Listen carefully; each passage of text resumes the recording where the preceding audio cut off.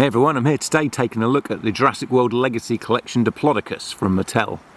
Here's the packaging. I love this artwork. That scene of like the mountains and the pine forest in the background. The Legacy Collection logo up there.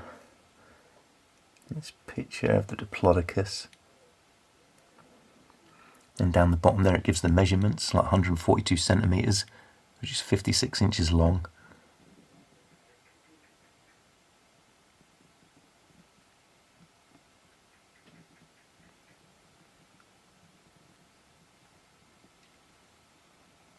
Then on the other side, if you put the box upright, it gives you a different bit of artwork of the Diplodocus, or Diplodocus. I don't know which is correct. I used to call it Diplodocus when I was a kid, but now I think Diplodocus sounds more accurate. I don't know. But yeah, I love this artwork.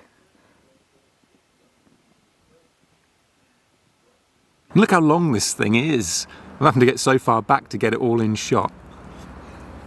Now to go over the articulation, when you get this you have to plug the neck and the tail in, and they're both in like 2 parts each. You just plug them all together and it's not supposed to come apart, but I did find on mine that the bottom part of the tail there kept popping out, like I just could not get it to lock in place. And it was really annoying because literally the slightest movement and wobble and the end of the tail would fall out, so I had to put some super glue in that to hold it in, which is kind of a shame because it would have been handy to be able to pop that out actually for storage, because this thing is so long. Look at the size of this thing.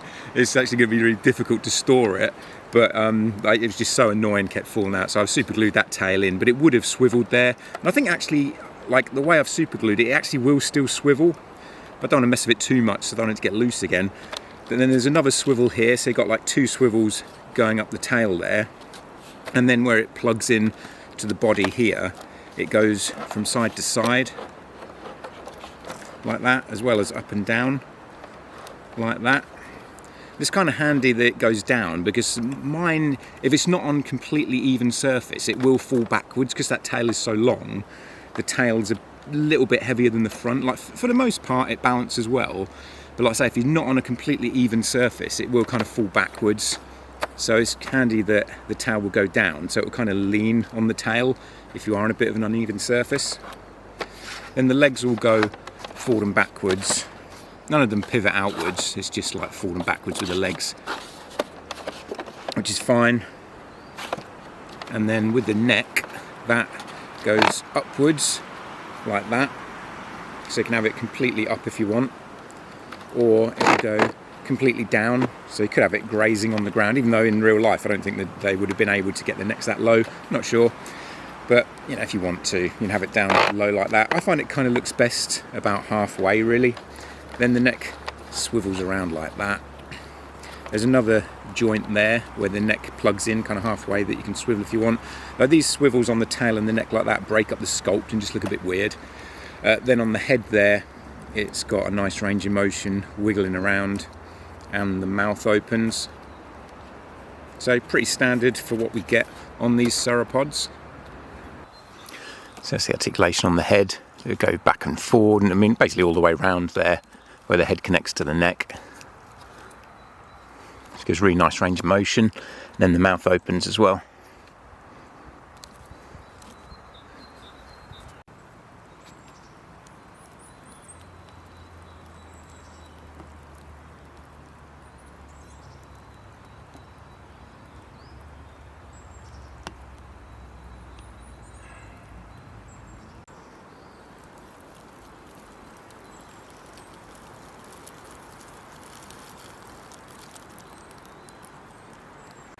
It's got a pretty simple colour scheme, like around the head there it's got a dark grey with some creamy around the eye and then going on the underneath the neck to the underbelly.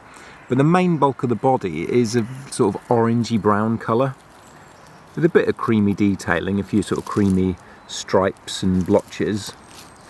But otherwise it's a mostly solid colour. The one thing that bothers me is that the nails aren't painted. Like even though it's a pretty simple colour scheme, it still looks good. Like there's a bit of a white wash and a dark browny wash subtly on the thighs there and the legs and on the back. But then you get to the nails and they're not painted, and it does make it look a bit cheap. It's just that one detail would have made a lot of difference, I feel. Like those lower legs look a bit too bare. You can see there's like a creamy colour going all the way on the belly and underneath the neck. I really like how there's that darker wash going up when you get to the top of the neck and the head. So that's that kind of browny wash on the thighs. And you've got that going down the back and the tail a bit as well, along with the creamy stripes.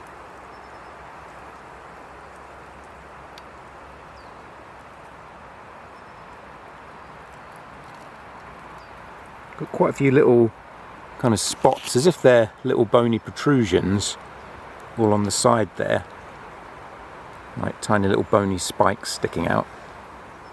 So there's some dark on the end of the tail there as well on the tip. Then it goes to that kind of orangey brown with the creamy blotches.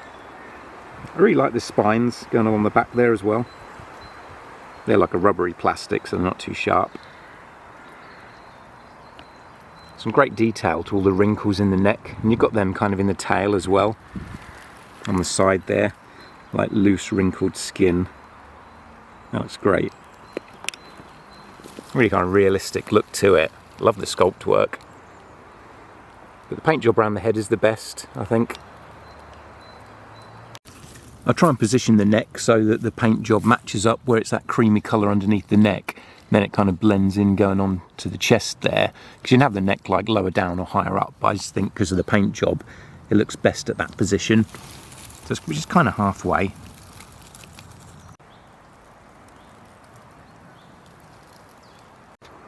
I really like how that dark paint goes down the neck and blends. It starts to look a little bit bare when you get to the body. I don't dislike it, I still think it looks great. But I don't know, it's just I feel like I could have done with just a little bit more paint detailing going down the body. Especially those nails. That really stands out to me that the nails aren't painted.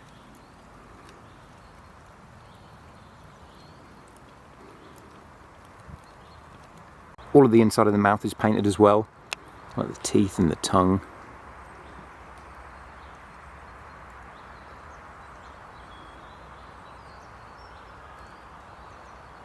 Then the upcode slides out of the top there.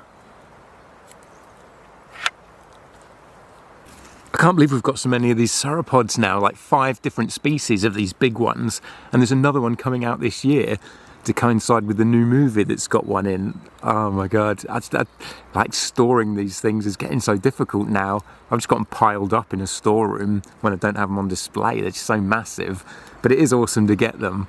I'm going to, as long as Mattel keep making them, I'm going to keep buying them, even if I haven't got any space to actually store them. I have to buy a new house just to have space for them all. I normally do a comparison, but these things are so big, and because I've got 5 of them now, I can't carry them all out here. So I'm going to do a separate video comparing all the massive sauropods that we've had so far in the line, and I'll post that in a couple of days.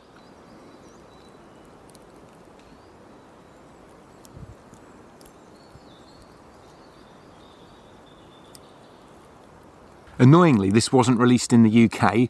They didn't release the last sauropod here either. So it's getting pretty expensive having to ship these things over from America. I'm having to pay like double the price to get them. Hopefully, because the new one that's coming out in the summer is also in the movie, it will actually be released in the UK. I'm hoping the movie in general reinvigorates some interest in the franchise, because in the UK, like, they hardly release any of the toys here now. It's really annoying and expensive. Does anyone else outside of America have that problem? That this stuff just isn't stocked anywhere anymore? It's even difficult to buy stuff off the Mattel website now. They've kind of blocked other countries from buying stuff off the American Mattel website. Luckily, I was able to get the Giganotosaurus off of there last summer before they changed things. But it's like Mattel don't want to sell anything to anyone outside of America anymore. So that's just a quick look at the Legacy Collection Diplodocus. Let me know what you think. Thanks for watching, and I'll catch you again soon.